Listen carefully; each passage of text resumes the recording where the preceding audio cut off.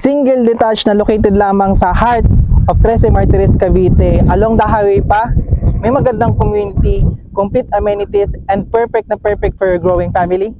I-check nyo na po ito.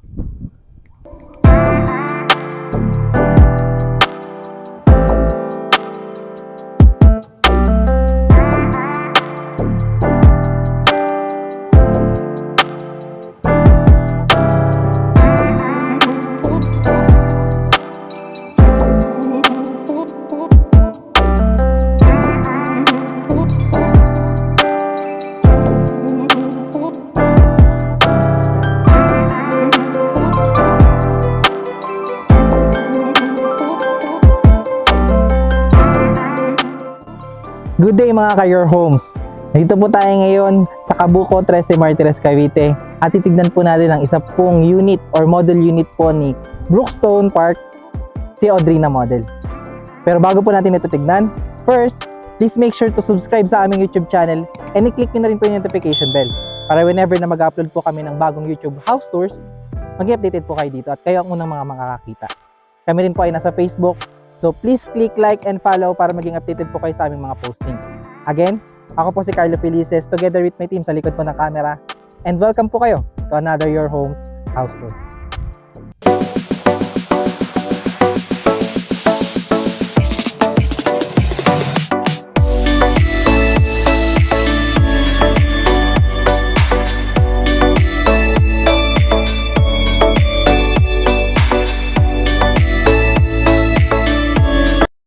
Si Brookstone Park po natin ay may magandang community at meron tayong kompleto po ditong amenities. Napakaganda po ng ating project po na ito. At the same time, ang i-feature po natin ngayon na unit po natin ay si Audrina model.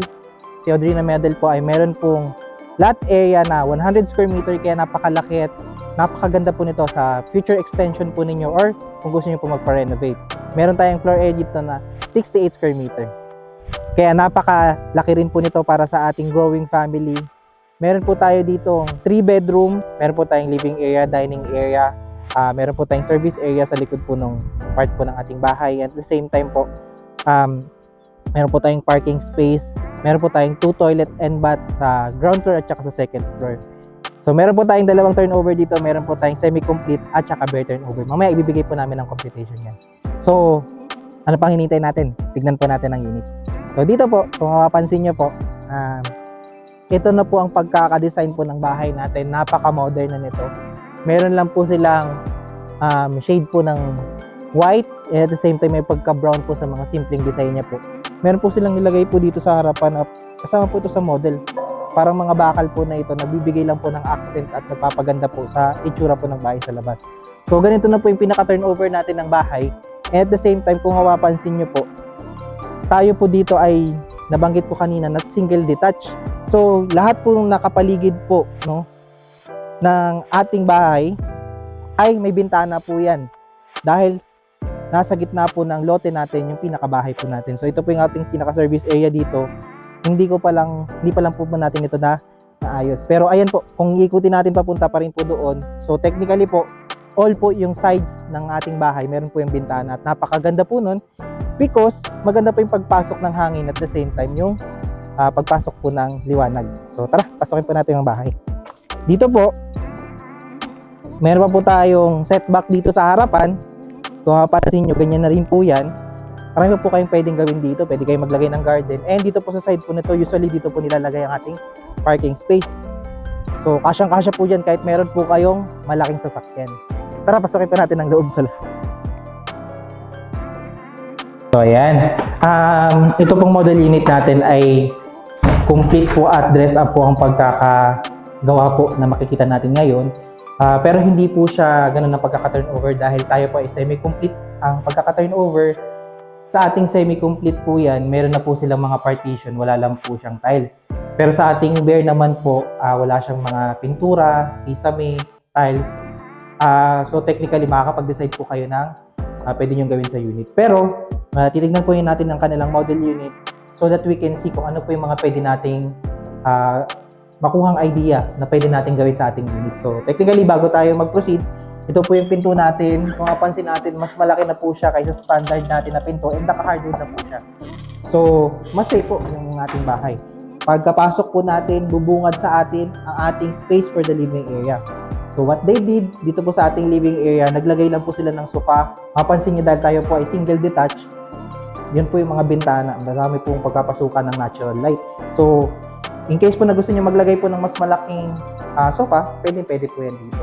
Katabi po ng ating living area, naglagay po sila dito ng dining area. Minimal lang po yung pagkakadesign nila, pero ganda na rin pong tignan sa mata. So dito po naglagay sila ng 4-seater na table, and at the same time katabi po ng ating dining area is yung ating kitchen. So dito po, ito po yung pagkaka-turnover natin kapag semi-complete. May tiles po yan, tsaka dito po. Meron po yung mga cabinet.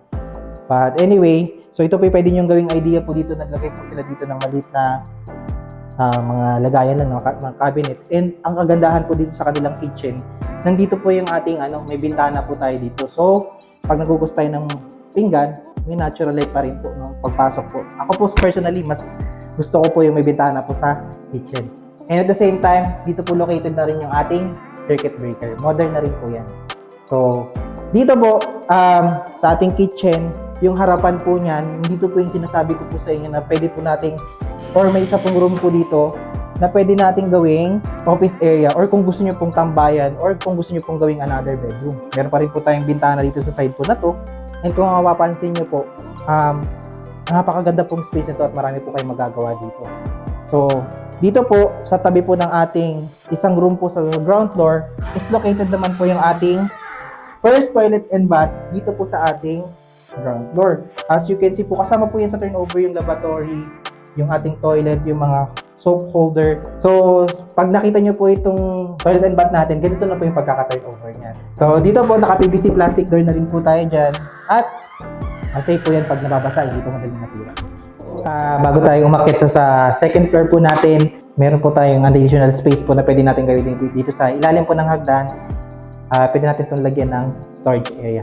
So, dito po, sa ating hagdan, concrete na po ang pagkaka-turnover niyan at meron na po tayo dyan tubular na bakal. So, tara, akitin po natin ang second floor. Mapapansin po natin dito, meron po tayong mga bintana. Naglagay din po dito. Owning na bintana po ito para meron po tayong natural light na papasok po dito po sa pag-akit natin ng hagdan.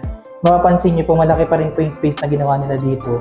Pwede po kayong maglagay dito ng chandelier. And at the same time, kung mapapansin nyo po yung space po na to, naglagay sila ng mga canvas po dito. Pwede po tayo maglagay ng family picture. May bintana pa rin po tayo dito, no? Side po na to. Pag-akit po natin, sa ating semi-complete, meron na po tayong division ng 2-bedroom at may toilet and bath na rin po. Pero pag sa bare natin, wala po tayong partition dyan. So, dito po, tignan po natin ang kanilang first bedroom. As you can see, naglagay po sila dito ng single bed. And this is what you can do sa inyo pong first na bedroom po ninyo. Naglagay lang sila dito ng study table. Meron po tayong cabinet dito. This is the first bedroom. And then, katapat po ng ating first bedroom, yung ating master's bedroom naman po. At as you can see po dito sa master's bedroom, malaki na rin po yung space. So naglagay po sila dito ng king size na kama. Kasyang-kasya at maluwag pa rin pong tignan. And as you can see po, simple lang po. Naglagay lang sila ng study table dito. Dito po yung ating mga cabinet. So this is the space for the master's bedroom. And meron po tayong common na toilet and bath dito po sa second floor. And medyo mas malaki pa rin po ito, no? Kaysa dun po sa baba po natin. So, dito po, medyo mas malaki siya. And as you can see, kasama na po ito sa turnover natin yung lavatory at saka toilet at saka mga holder natin. At yung tiles po natin and yung tiles po sa baba. Kasama po yan, tsaka yung pagkakapaint sa ating semi-complete. So, naka-PVC plastic door na rin po tayo dyan. And ito po yung mga spaces na makita natin at yung mga meron po tayo dito kay Audrina. Nakita po natin ang ating model unit. Pag-usapan naman po natin ang presyo. So si Audrina model po natin na merong typical na lot area po na 67 square meter at floor area na 100 square meter ay nag-i-start po sa ating mga semi-complete po ay nag-i-start po sa price na 4,319,497 pesos. So ang ating reservation fee po dito ay 20,000. Sa ngayon po, no, sa pag-take po namin ng video po na ito, meron po tayong discount na 40,000. Ang ating down payment po ay 20% and that is total of 803,899 pesos. Meron tayong 33,495 pesos sa ating down payment for 24 months. Ang ating loanable amount naman po kay bank ay magiging 3,455,598 pesos. For 20 years po, meron po tayong 27,838 pesos na monthly amortization. Sa pag-ibig naman po natin, ang 30 years po natin ay 22,412 pesos for 30 years po yan again. So meron din po tayong in-house po dito sa ating in-house. Meron po tayong 57,885 pesos for 10 years naman po yun.